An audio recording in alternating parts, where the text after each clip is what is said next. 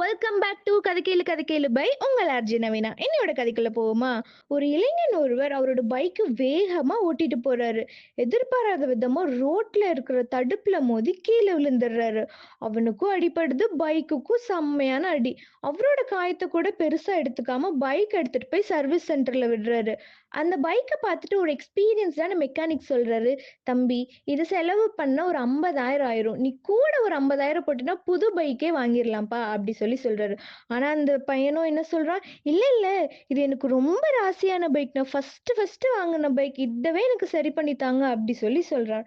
அந்த மெக்கானிக்கும் சரிப்பா ஒரு வாரத்துல சரி பண்ணிக்கலாம் அப்படி சொல்லி ஒரு வாரத்துல சரி பண்ணி கொடுத்துடுறாரு.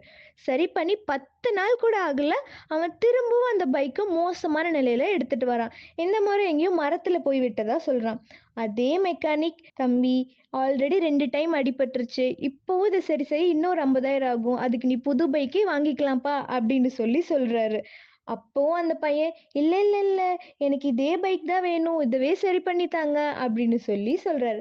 மெக்கானிக் வேற என்ன பண்ண முடியும், சரி உன்னோட இஷ்டம் அப்படி சொல்லிட்டு அவரும் அதை சரி பண்ணி தர்றாரு. ஒரு மாசம் கழிச்சு அதே பையன் அதே வண்டியோட வரான். அந்த வண்டி அடையாளமே தெரியாத அளவுக்கு திரும்ப இடிச்சு கொண்டு வரான்.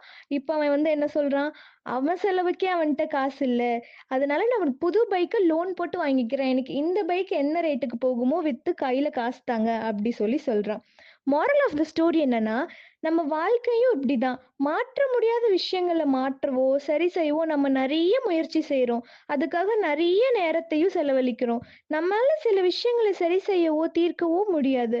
அப்புறமும் நம்ம அத சரி செய்யவோ, இல்ல தீர்க்கவோ முயற்சி செய்யும்போது, அது இன்னும் கொஞ்சம் சிக்கல்ல தான் முடியுது.